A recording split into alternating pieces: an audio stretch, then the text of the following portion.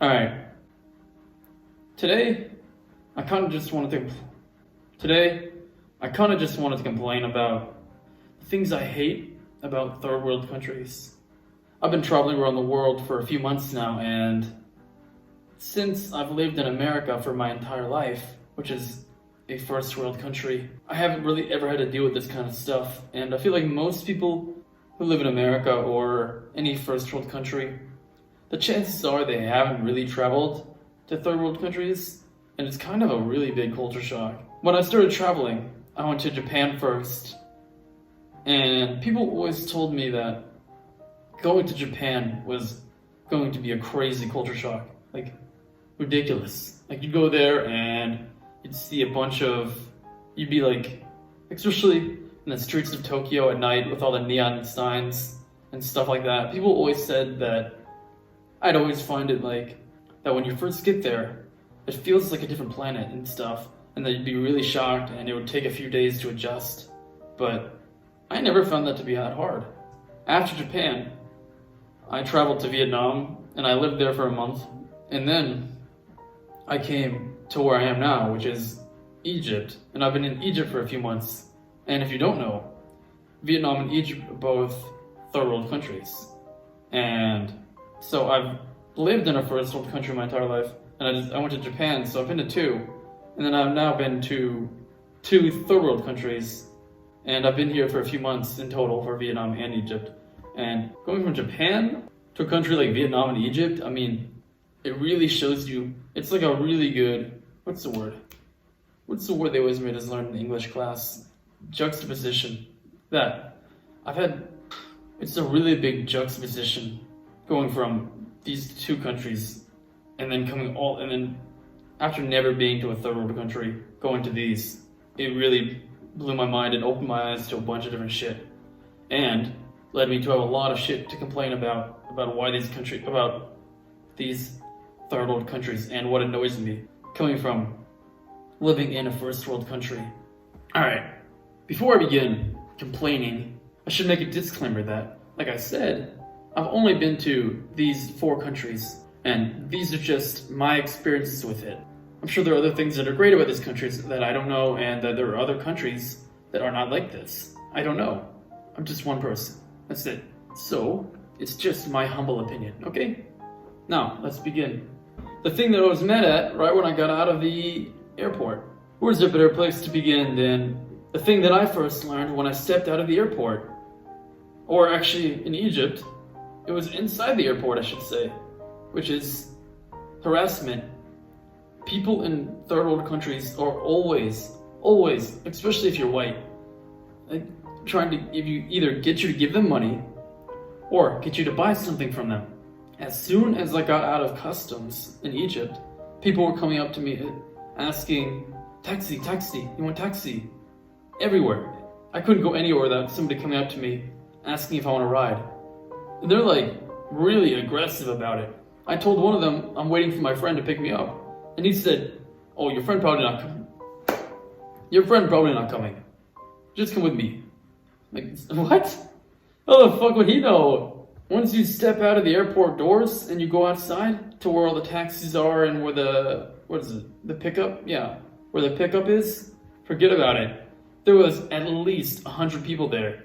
It was like crossing an ocean of people to get to the other side of everybody trying to harass you to take a taxi with them. And that's not just the airport. You'll have random people coming up to you in the street asking for money, or when you go by a shop, they'll try to get you to come in. That's another really common thing in these countries, is they always want you to come into the shop. In America and Japan, from what I noticed, most shops, they don't really care if you come in. Like, they're not going to bother you. They'll just sit there. Unless you're in America, in malls and stuff. In malls, if you walk in, they'll ask if you need help with anything. That's about it. But this is completely different than what I'm talking about. In these countries, it's like they'll stand outside the shop watching you, and if you come to look at it, if you come in their shop to get something, they'll either try to talk to you, or they'll walk next to you and just stand there. I guess, like, hoping if you ask questions, they're right there to try to be nice, but for me, it's just annoying. It's just annoying. I'm trying to be left alone and look in peace, And I can't really be comfortable looking when there's somebody right next to me just waiting for me. I can't feel comfortable taking my time to look at what I want. It's really annoying.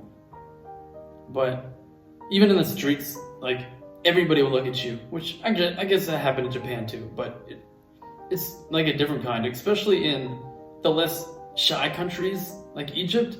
In Vietnam, I didn't really get anybody talking to me in the street. They just looked at me like I was an alien. But in Egypt, people are not shy at all. Like, I feel like I'm a girl walking in the middle of the night in New York City or something, getting catcalled, because people will look at you everywhere you go. They'll look at you and they'll try to talk to you, or they'll make comments at you, or they'll make like weird noises, like they'll like kiss at you, like that. These are like guys too. I don't know what the hell is going on with this country, but people do that in this country, in Egypt at least. I doubt that's normal across most third world countries though. Alright, the next topic I want to talk about is cars and transportation. Where to begin with this? Well, first of all, the roads are not maintained at all. Half of them are dirt roads. You'd be lucky if you found any kind of road in Egypt that is actually maintained. It doesn't have a pothole in it or isn't filled with dirt. It's ridiculous. But the roads are not nearly the biggest problem when it comes to this. The cars are crazy, because another thing I learned quickly after coming to Egypt is that rules, at least when it comes to most of the stuff I can see, at least when it comes to most of the stuff that I can see, are more of a recommendation. If you want to follow, you can, but not anywhere near like in first world countries where it's like a mandate, like you have to do it or you're going to jail. Like, the cars just park where they want. They'll drive however fast they want, even in the lanes. You know how in America and regular countries, I mean, you know, normal first world countries, there's like a road, right? And there's like a dotted line in the middle where you can cross over, depending on which country. But there's like lines, and you can drive in the middle of the lanes. That's what the lanes are for. But no, here, I don't think they even have them, but if they did, they don't care. They just drive wherever they want in the middle of the lane. I think that's where their favorite is, actually. I think that's actually where their favorite is. Right in the middle. They love that. They'll be driving like right next to each other. Hell, I've seen a bunch of cars coming the opposite way. They'll drive like the opposite way of oncoming traffic. They don't give a fuck. I don't know what they're doing, but they don't give a fuck. And then the beeping happened from both Vietnam and Egypt. And coming from a quiet country like Japan, it blew my mind how annoying they were. They beep at anything and everything. They love beeping. There are two reasons in America that I know of that people beep. One is when an accident is about to happen, either by the person beeping or the person they're beeping at. Pretty much, they're trying to get the attention of people to make them aware and prevent an accident. Or two is when somebody's being a jackass and you want to make sure they know that you think they're a jackass. That's it. But in these countries, they beep like if they don't beep 100 times per minute. In these countries, they beep like they get paid for it. It's something I never understand. They beep for no reason. Now we've talked about the transportation and the actual condition of the streets. Now let's talk about what's actually on the streets. In both Vietnam and Egypt, I saw the same thing. And I looked it up, and it seems to be true everywhere. There are two things normally on the streets. First one, trash. Trash everywhere. People, even if they have garbage cans, they don't give a fuck. I've seen people right in front of me eat something and then just throw the trash behind their back. They don't care. It's just like, I guess there are no laws for that, or people are not taught to not throw it in the street. They don't give a fuck. They just throw it everywhere. It doesn't matter. There is trash everywhere. When you walk on a dirt road, like half of it is like compacted in dirt. The second thing that you'll see everywhere is dogs and cats. Dogs and cats everywhere. I had no idea this was a thing until I got to Vietnam. I'd never heard of it, never seen it. I had no idea. I was so confused. Why are there so many dogs and cats in the street? Who's feeding them? Who's keeping them alive? Where the hell are they coming from? I had no idea. And when I looked it up, apparently, I don't know if this is true, but apparently the dogs and cats are because there's no animal control in these countries and they don't get them neutered at all. they just keep reproducing everywhere, and they can't really get rid of it. They don't care enough to get rid of it or solve the problem. So there are like dogs and cats literally everywhere. Literally everywhere. You'll find them anywhere. I've seen a few sleeping on the top of a car roof. The last thing that I want to talk about is the government and anything relating to that. So what I mean is, I've noticed that people in these countries, companies I mean in particular, can kind of do whatever the fuck they want to you and you have to take it. I have two stories about this. The first one was when I came to Egypt. The thing is, in Egypt, they don't have Wi-Fi just given for any apartment. It depends where you go, but the one that I went to, they didn't have it, and some guy, the owner of the apartment, was going to give us the actual modem, and we were going to use that as our Wi-Fi. And he said that the Wi-Fi would be 40 gigabytes, right? And so when we got there, we paid him, and then he told us he'd bring it the next day. And that's what we expected, him to bring it to us, and it had 40 gigabytes, right? Then we could use it for the entire time, not have any problems. But no, right when he gave it to us, and keep in mind, this is after we'd already paid, he gave it to us, and he said, oh yeah, 4 gigabytes. We were like, what? Wait, what? We said 40. You told us 40. And he said, I don't remember saying that. 4. And the Wi-Fi actually worked for like a day, and then it didn't work anymore. And we called him, and we were like, what happened? Is it broken? And he said, no, Wi-Fi ran out. You used it all. Like, you used it all. You want to pay for it again? And among other things with this story, that's what I learned about this country, is that there's no accountability. Like, this guy he doesn't work for a company. There isn't like a hierarchical structure of business or anywhere that's like a real certified company. Like, this guy just worked for somebody. He was like the owner. I think he was the realtor. So he wasn't the owner actually. He was like the guy who like rented out the place and did all the work. So he didn't own it, but he was like the friend of the owner, I guess. And like, what are you going to do in these countries? In America, either they're certified or you can go on social media and find them. So in America, you can complain to somebody and tell them what happened and show them, and they'll either get fired or reprimanded or something bad will happen. Or the second thing is, you could go and complain online and people would see this and they wouldn't use them again. But in Egypt, they don't have either of those things.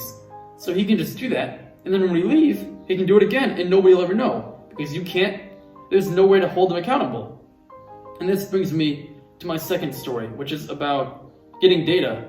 It's funny how both these are about Wi-Fi actually, but I needed data to stay in the country. You know, it's a common thing when you travel to a country, because your phone plan doesn't work. The one from wherever country you are from, whatever country you're from, it doesn't work in these countries.